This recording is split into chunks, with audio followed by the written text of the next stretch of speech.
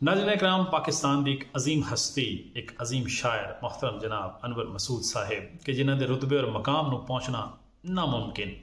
मैं एक अदना जिहा तालिब इलम उन्होंने अपना रूहानी उस्ताद तस्लीम करदा और उन्होंने खराज तहसीन पेश करने वास्ते उन्होंने एक शुरा आफाक नज़म अज की पकाइए की तर्ज के उत्ते मेरी नज़म वाल गिंज कटाइए उन्होंने नाम मुलाजा फरमाओ।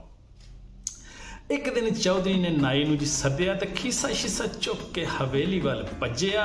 पहुंचया तो चौधरी कहंदा आ बई बख्शिया, ओ नवी ताज़ी कोई तू सुना बई बख्शिया। बख्शिया कहंदा ओ तुहाडीआं दुआवां ने रब दा जी करम है, ओ दसो मेरे वास्ते जनाब की हुक्म है।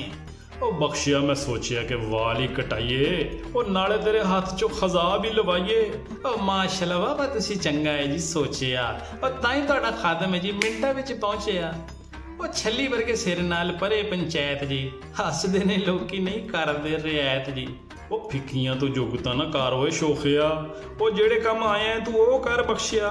ओ ठीक है जनाब जो हुक्म माई बाप दा, ओ नौकर मुलाजम ते खादम है जी आप दा। ओ बख्शिया पर मेरी गल पहले सुन तो, ओ नवा ही स्टाइल बना मेरा हुण तो। हाँ जी स्टाइल ते बदलना भी चाहिए, दुनिया दे नाल हुण चलना भी चाहिए।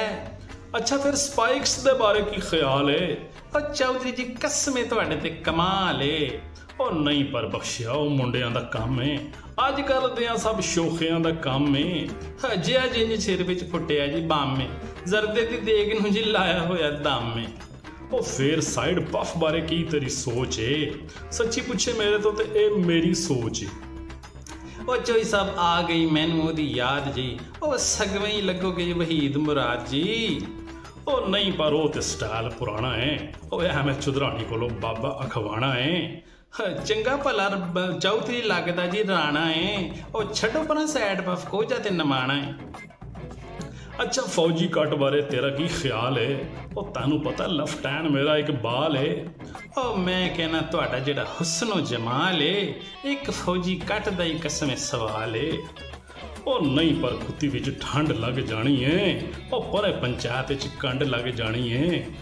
दफा करो कुत्ती विच ठंड लग जानी है, नाले चुधरानी कोलों चंड लग जानी है। ओ फिर ओह गल तू मरासी है कि नाई है? ओ सादके दा पुत्तर ने तो फीके दा जवाई है। अच्छा ये दस विशकारों चीर कढ़िए? ओ मैं कहना चोई साहब हर शै नूं छड्डिए। ओ नहीं पर बख्शिया ओदी नहीं चस वे। आहो चोई साहब जिवें हुंदी ताई सस वे।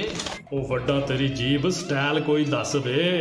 सच्ची पूछे मेरी इत्थे हो गई बस वे। चोई साहब गिण के 79 तुहाडे वाल सन, अद्धे गंजे सिर लई भार ते वबाल सन।